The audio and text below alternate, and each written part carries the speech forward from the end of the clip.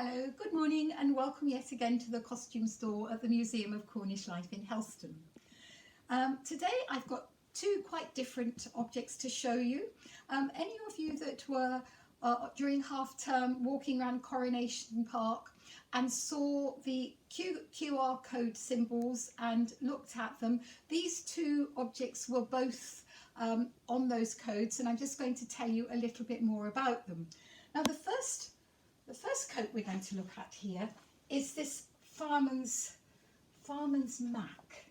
Now you might think, why on earth do we have something as scruffy and dirty looking like this in the museum? As you can see, it's all very, got bits of mud still on it. And you can see here, it's just inside here, it's all very dirty. That's another reason why you should always wear gloves when handling costume. You're never quite sure where they've been. Also, your oils on your hands protect the costume itself as well, so it's it's to protect you and the costume. Inside is the label, which gives us its authenticity as being issued by the fire brigade. But the important thing about it is, why do we have this in the museum? It was donated to us by the daughter of the gentleman who wore it, and he was a fire officer. Now you may remember in 1967 the Torrey Canyon disaster.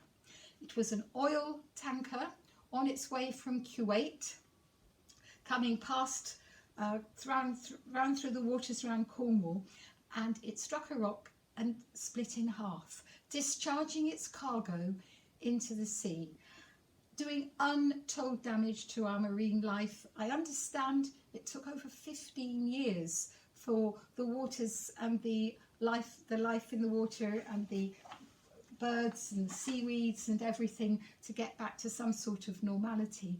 But this person who wore this was a fire officer who got involved with the rescue on the Torrey Canyon disaster.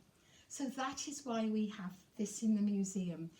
It's not the most beautiful looking object, but it tells a story of one of the disasters that happened off the Cornish coast.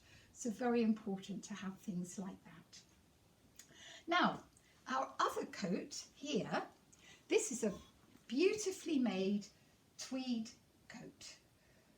Beautiful finishing off, top stitching, inserted pockets with flaps, two of those, just simple styling. Got 3 buttons down the front. We have a vent at the back here. As you can see, not a lot of fabric, but very simple, very simply styled, fully lined, cotton lining and nice piping. And this was made by Hepworth's, Leeds and London branches everywhere. Nice inside pocket there. As you can see, very, very good condition. We have another label in this coat here, just inside, very discreetly tucked, which says CC41.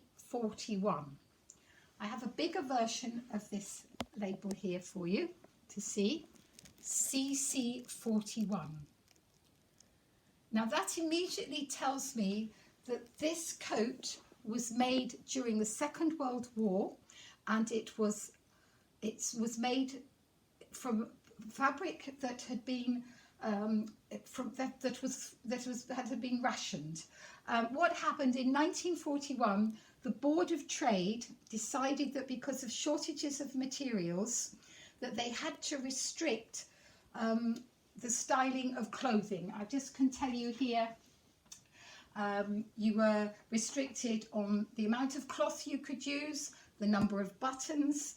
For ladies, the use of pleats and the widths of sleeves, skirt and hem lengths, and a lot of men didn't like the fact that they couldn't have trousers with turn-ups.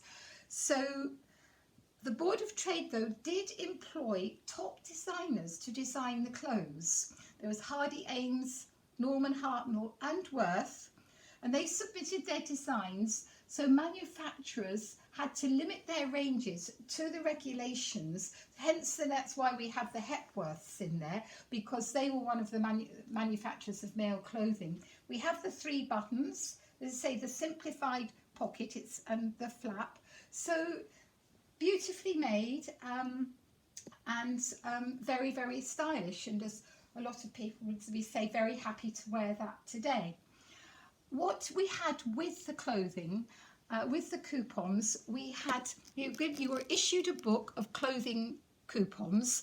Although this is after the Second World War, the one we have here, 1947 to 1948, as you remember, the war finished in 1945, it was still restricted, and I think the restrictions were on until the early 50s. But initially, you were issued with 66 coupons for all your clothing. This coat would have taken 16 coupons. So you can see that you didn't have a lot of coupons to clothe yourself for the whole year for everything that you needed. So again, the government introduced their Make, Do and Mend programme, which was to encourage people to recycle and reuse materials that they already have. We also have another coat with this a similar coat, and this was made by Windjammer, and again, not such a good quality fabric. It has the CC41 label in it there, but you can see it's only partially lined. But they've managed to get 5 buttons into their coat, so it could just be that they sacrificed their lining to get a few more buttons.